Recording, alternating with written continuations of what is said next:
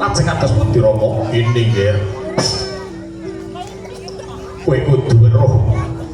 sajroning uripmu awit sangka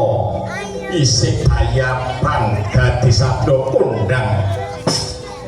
pun bapa iki tansah nggadhake marang sira sabab apa undu-unduane ya kuwi siji wong tuwa kuwi swargane ana ing anak wong tuwa kuwi swargane ana ing putra nggih leripun kados pundi Kanjeng Rama swarganipun ku mapan wonten ingkang putra menika kados pundi kene lho yen duwe anak ingkang tansah setya bekti tansah nindakake kewajiban luhur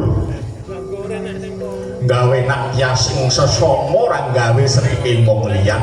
seneng ganjar kula wisuda malang pepadaning urip ing kono rumangsaning bapakmu aku sepongso senenge ngati tak umpamake kaya-kaya bapakmu aku iku wis mlebu ning kasuwargan jati mungkin lajeng banjur mengkene nggih sakosok balene yen to najan anakku mang dunyane tumpuk undung mobile mewah sedan akeh sepeda mewah kabeh sarwa mewah bojone mewah simpenane mewah nanging ngibate najan to saben dina kowe iki munjung ingkung gajah yang wong tuamu parang dene tumindak mursal berduka sakarpe dhewe mung gawe kapitunaning wong liya ing kono bapakmu rumangsa ngenes-ngenes sing pikir tak upamake kaya bapakmu iki mlebu ana jurange kanistan utawa mlebu ana neraka ya mani makaten Kanjeng Rama ya nggih kula kang saka kuwi kula nilotat saka mrogagi sajarwa ana ngarsaning bapakmu apa kang dadi gembolaning atimu saben dina kuwi tansah ngagem busana kang sarwa endah ngelo ana ing kaca pengilon karo mesem-mesem goyang-guyu ning ndak rasa-rasake ora beda karo bapakku nalika aku mbiyen isih enom yen to gelem ngagem busana kang sarwa endah goyang-guyu aku lagi kasmaran tegese aku lagi seneng karo wong wedok waras dengkul panjelok di orno-orno sik jejer kajak gojek kok sakarepe dhewe kok dungo pak pisan anjlok sing oh heru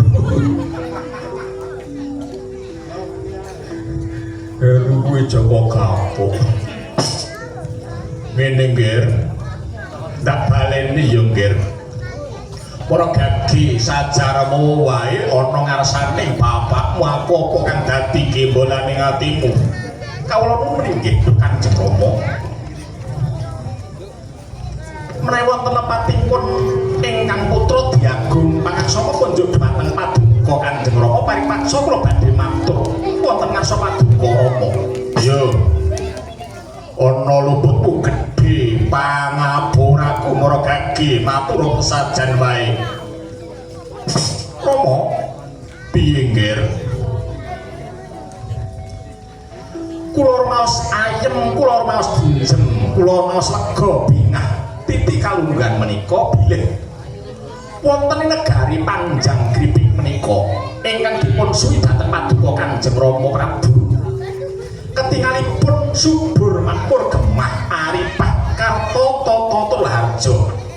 ketitik menapa Rama ketitik para ampung tani pampun sami wekeling karya awit undhak ing wulu pameteng malih-malih dumateng para kaum dagang sedaya sami seneng sengsem awit sedaya sami lancar anggenipun pados pangupa buga najan wonten negari Panjang Gripik menika wonten gangsal saking saking masuk cacahipun parandene para kawulanipun tansah ayem tentrem tansah sinamatan boten wonten ingkang don pitudon menika ingkang ngraosaken manah kula mas sengsem rumaos seneng iya nggih bener kang dadi aturmu akeh para ratu manca praja kang padha gunggung marang adeking Prabu Marakasipir ya Prabu Kempung kang tanpa sirah awit negaraku titi kalumban iki subur makmur gemah ripat karta tolaharja inggih Rama inggih awit menapa titi kalunggan menika negari panjang gedhe tinengganan ninggih menika Pustika Retna nenggih Wadhatari Widawati tuwin Bathara Sadana kekalihipun menika dewanipun sandang tuwin dewanipun pangan mila mboten namung mukal menawi wonten ing panjang gripik titik kalunggan menika kawontenipun subur makmur gemah aripah karta tata yo banjur kepiye nggih ngeten Rama supados Pustika Retna menika jenjeng wonten negari panjang gripik lan malipun raos kula menika sengsem menawi kula ningali jintanipun Betari Sri Widawati wah Rama jagat menika tanpa timbang sulistyanipun Rama piyayinipun alit ringgit dasaripun ayu mencak mesem guyu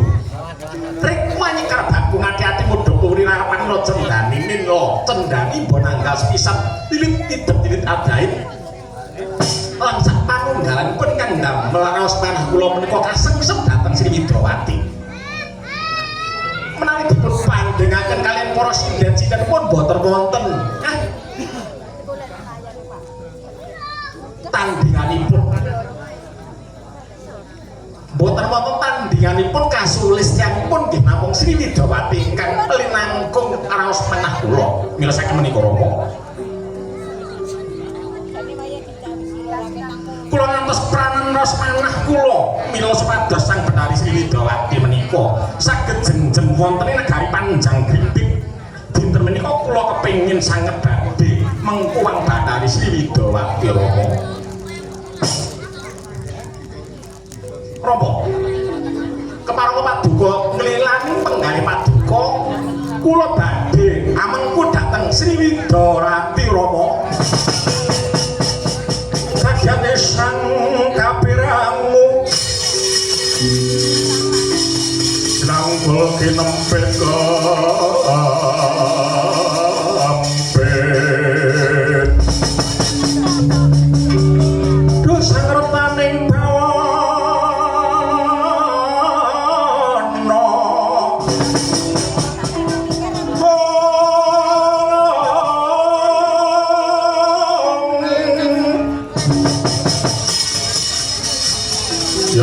kang walang ngati si kang kudu garing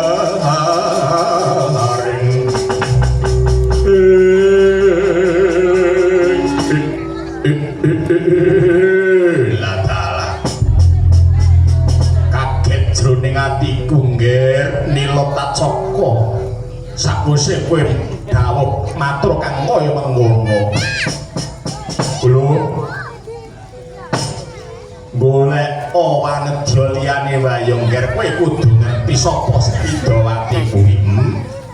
Sri Widawati kuwi dudu jamake wanedya ingkang saklumrahe mula kowe tak suwun aja sampe cilik kowe nyenengi pindha tresnane marang Sri Widawati golek bojo anak ratu apa anak pendhita apa prawan sing ana mapan ning kene akeh banget sing ayu-ayu bapak posago ndodhok latari rodhok korine nyinang jambe suruwe tegese bapakmu kuwi gelem nglamarake waton aja nganti kowe wani karo Sri Widawati putraku tak jaluk kowe kudu eling yo ngger kowe kudu eling Betari Sri Widawati dudu sak jamake wanita lumrah lan kowe kudu ngerti sapa to sejatine Nila Tacaka kuwi anake Prabu Markasimpir. Prabu Markasimpir ki ratu buta. Ngerti kowe? Kowe ngerti yen to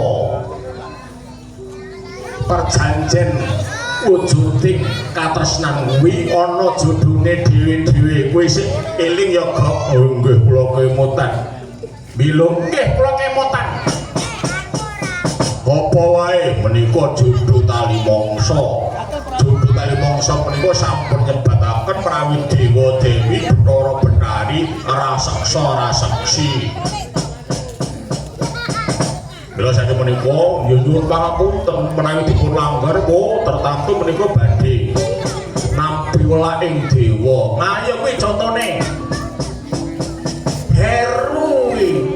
ngono ke tukang pengempul arep Krabi Widodari sinden kualat ngono sing teko saiki kon yo nganti gapuk. Ayo kaduan wong ora kenek lha tak tuturu kowe jarene ngomong gelem nuturi wae kok digolek ku to Mas pas aku dhewe golek ra iso wong pro ra iso bisa mun sewu Kanjeng Rama Dwaji kepareng kula badhe matur tengasanipun padha Kanjeng Rama mun sewu tresna menika madal trusing manah ingkang lahir trusing batin. Tresna menika mboten kenging dipun senahi napa ngerti. Aku ya ngerti. Yen to tresna kuwi wuta karepmu ngono niki ya kowe kudu ngerti. Kowe kudu ngerti yen to kowe kuwi anake buta. Ora wajib ngarep marang Sri Widawati. Tak elekake yo nggih sepisan meneh kowe aja wani ngarep marang Sri Widawati. Nun sewu Rama kula sampun kepacut tresna dhateng Sri Widawati. Badhe kados pundi tetep kula badhe kepengin jatuh krama kalian Sri Widawati menawi kula mboten saged polo krama kalian Sri Widawati burung kula untapaken nyawa kula Rama Weladaran. Dikandhani mancai karo wong gerang kowe. Ora urung negara Panjang Gripik sing ayem tentrem marko ora-ora obak-obak. Yen kena tak elekake sepisan maneh aja wani karo Sri Widawati. Pangapunten Rama, paripaksa kula badhe pantun dhateng Paduka Kanjeng Rama menawi kula dipun kengken boten nglilaken dhateng Sri Widawati piye. Kowe kandhane ora kenek, kowe mancai karo gerang. Pintra kowe sing dadi ratu Panjang Gripik kowe dudu Prabu Markasimpir. Yen kowe ora kena kandhane sumingkir aja yen cepet pripat ana Panjang Gripik minggat.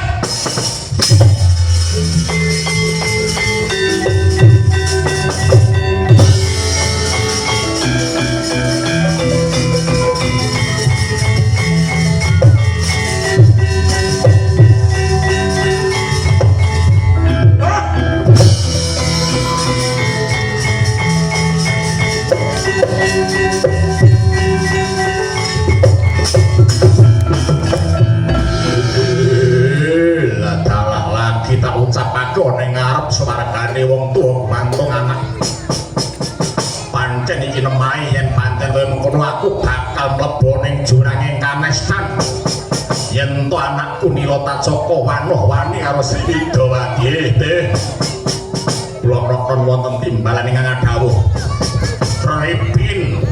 momong Nila Tacaka jawani lanyo-lanyo karo Sri Widawati. Yen menanti wanoh-wani karo Sri Widawati purba wasisa pasrahke marang jeneng sira. Kula nokon inggih ngesaken dawuh. Prakadi budal Wadyabala Panjang Gripik. Pagrana pipit ana negara Panjang Gripik aja ana dom seputing banyu. Wadyabala manca kang mlebu ana ing Panjang Gripik nokon inggih. kau paduka mboten langkung sendika ngestaken kau budal lo senuwun ngestaken kau paduka sing nuwun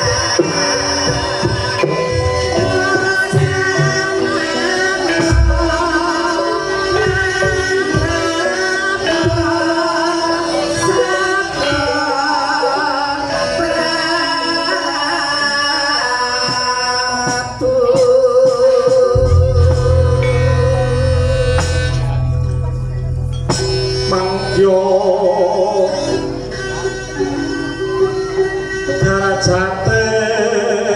praja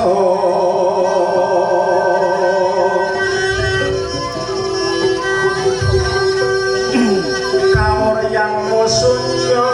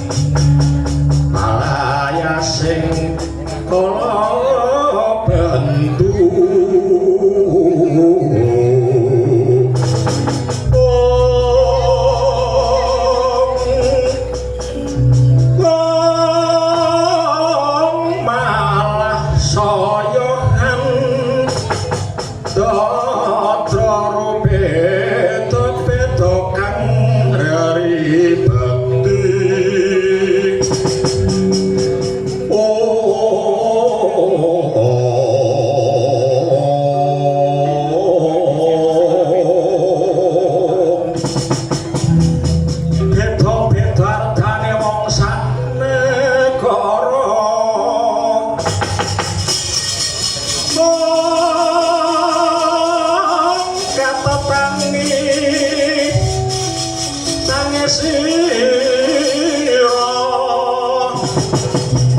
sira kang paraming kami leteng tias kita ketaman rangi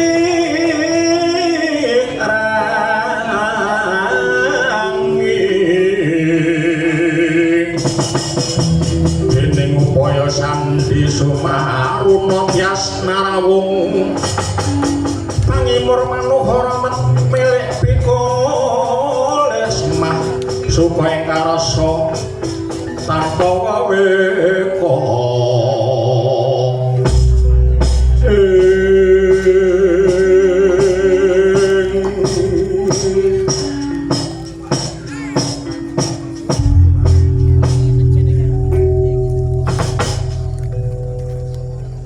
Iwang Sukmana dinuluwih payungana jagat panjenenganing ingsun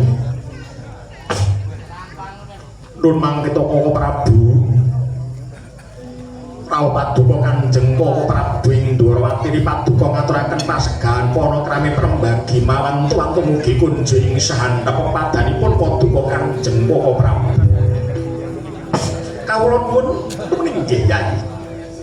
datang katedha Kalingga Murda Sipana kranipun paduka Yayi Aji lulus raja pisuwening kakang kang semis kala manggih Iwana amung wangsul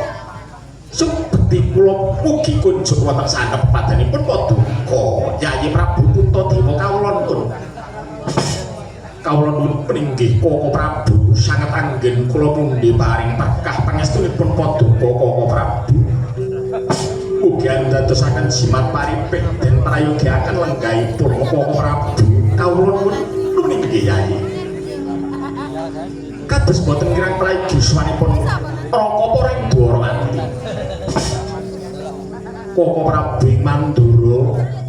kula ngaturaken sumebekti kula mawan tuantu mugi kunjuk ing sandhep pepadanipun paduka Koko Prabu Baladewa lah dalah kawula nuwun pringgih Yayi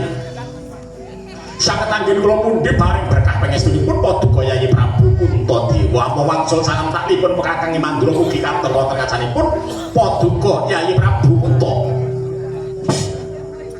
kawula nuwun nggih Koko Prabu sanget anggen kula pundi paring berkah pangestunipun paduka Koko Prabu muga ndadosaken jimat paripik Koko Prabu ing Mandura den parayogaken anggen paduka Koko Prabu pinarak lenggahan Koko Prabu kawula nuwun nggih Yayi kados boten kirang prayogi pratanipun kakang wonten ing negari Ngamarta Titikanggan menika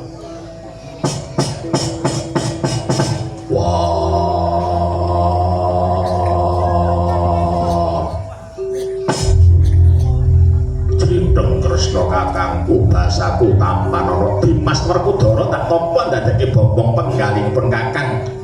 pangestunipun kakang bae gage tamanono ndak gegem tak pundi mimbana mulya uripku ora liwat kepenak tanggonmu pinarak iya Yayi kaya ora kurang prayogi Yayi Kakang Baladewa basaku katura Kakang Baladewa iya Bratasena tak tampa ndadekake bombong sarta mangka penggalipun kakang Syadi ngaturake pangabekti pangestunipun kakang bae gage tamanono Yayi Sena wah yo tak tampa ndadekake bombong sarta mangka penggalihku kepenak nanggonmu pinarak boleh kakang yo kaya ora kang prayogi Koko Prabu sumabekti kula mawan tuantu mugi kunjing sandhep pepadanipun paduka Koko Prabu Ndwarawati tuwin Koko Prabu Mandura Dimas Janaka ya sak tampa Syadi ngaturake pangabekti pangestunipun kakang bae tampanana yo Janaka tak tampa pangestunipun rakyat pangestunipun kakang bae gage tampanana sanget anggen kula pundi paring berkah pangestunipun paduka Koko Prabu mugi ndadosaken jimat paripik den prayogaken anggen paduka Koko Prabu pinarak iya Dimas kaya ora kurang prayoga iya Yayi kaya ora kurang prayoga Yayi Koko Prabu ya ron langking nyadong tumurun ing riri satemah kejawaning mangsa labuh dumpi ningali dhateng pratanipun Koko Prabu Sarimbit tanmontro montanyaya Sang Hyang Suman sarta Sang Hyang Brahma Ngejawanta asung katentramipun dumateng ripaduka sakadang sumarambah para kawula sak negari Ngamarta amung imanipun sekedhi Koko Prabu dene paburawipun wonten negari Ngamarta titi kalenggan menika boten paring cetara langkung rumiyin Koko Prabu lah dalah Yayi nuwun sewu Yayi milanipun kula boten paring kabar langkung rumiyin sowan kula wonten negari Ngamarta titi kalenggan menika awit negari Ngamarta inggih negari Ndrawati tanpa beda Mandura mila saking menika sampun jamanipun Narendra Ndrawati sowan wonten ing negari Mandura menika negari Ngamarta menika ugi boten paring panilah paripawara sadanipun inggih Koko Prabu namung upami paduka Koko Prabu paring cala tartamtu ingkang rayi sakadang badhe methuk wonten sangajengipun Pendhapi Agung negari Ngamarta kinarya kurmat kula dhateng kadang kula sepuh dalah inggih Yayi ngaturaken genging penuwun ingkang tanpa pamit namung mugi kawuningan sawanipun Kakang ing Ndrawati nalika semanten pun Kakang nampi gandheng sakembaran wujud Kintaka sasampunipun kula buka sampun dipun tapak asmani dening Yayi Prabu Punta ingkang suraosipun tulis bilih titik kalenggan menika pun Kakang dipun suwun rawuh wonten negari Ngamarta kadhe kaya gelak lampah kula Yayi upamya saged kula jangkah sajangka dugi wonten negari Ngamarta namung sasampunipun prapta wonten negari Ngamarta sawan wonten ngasanipun Paduka Yayi Aji parenga paring dawuh menggah wonten ing gatosipun napa dene Paduka tansah karantu dhateng praptanipun Kakang ing Ndrawati Koko Prabu inggih kados pundi Koko Prabu mestinipun Paduka sampun pirsa piyambak Koko Prabu titi kalenggan menika kawontenan wonten negari Ngamarta bilih negari Ngamarta nembe nampi cobaning Gusti ingkang karya jagat ingkang awujud pagebluk mayang wara Koko Prabu yutosipun sampun boten pinten-pinten lelampan anggen kula pados guna cara mulih saged waluyanipun negari Ngamarta parandini gagar wigapan pananta karya milanipun sampun peteng pentok manipun ingkang rayi kadang pandu pengruwatan sadaya sehingga kula madosi dhateng Paduka Koko Prabu rawuh wonten negari Ngamarta milanipun Koko Prabu kula nyuwun dawuh dhateng Paduka Koko Prabu minangka kadang sepuh supados ambirat pepeteng ingkang mapan wonten negari Ngamarta tigi kalenggan menika Koko Prabu lah dalah Yayi Prabu wonten dawuh inggih Yayi kula sampun mangertos samendang ngarep dhateng Solo anggen kula nampi dhateng dawuhipun Paduka Yayi Prabu Punta Yayi nuwun sewu pagebluk ingkang sumandang menika boten napa wonten negari Ngamarta piyambak boten malah kepara Ndrawati Mandura ginampi welaking Gusti wujuding pagebluk rak ngoten to Prabu iya bener Yayi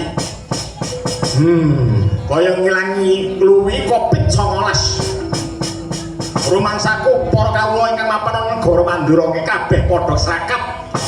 akeh para kawula aku sing isuk jare lara sore teka pati kuwi marambah makaping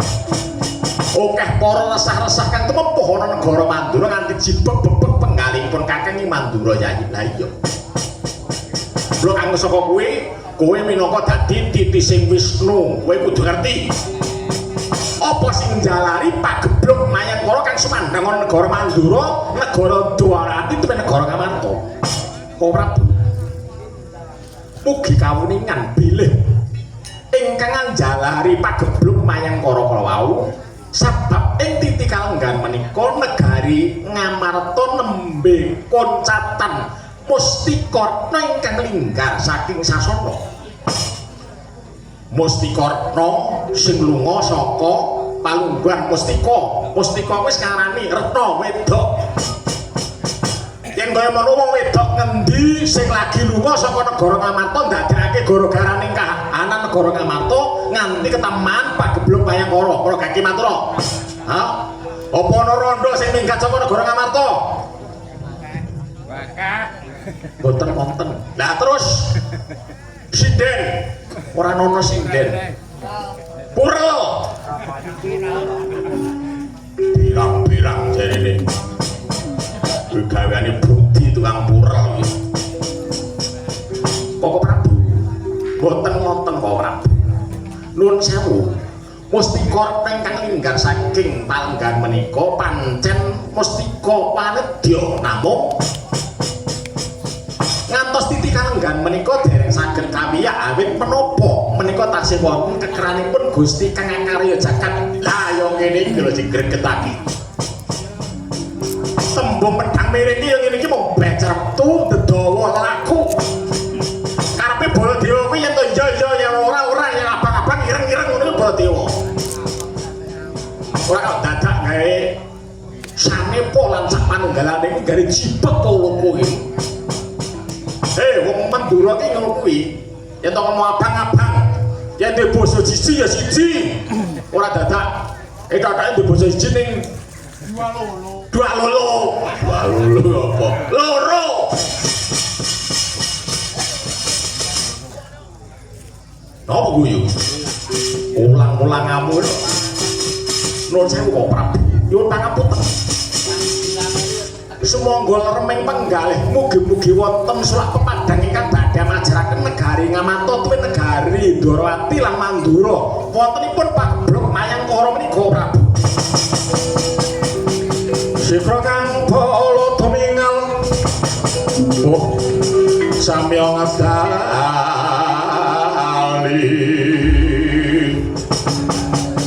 Hartatapi leteng kota.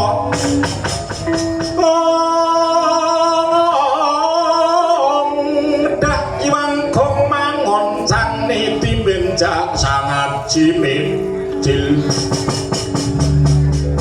Lagi ngedali wos kocak macarita nalika samono dereng dangu anggenipun mawon sabda pangandikan ngibarat keca dereng ambles Pandhala nginenga dereng abang ketungka praptaning Bambang Praba Kusuma Miyak kang samya sipa dadi kaget penggalipun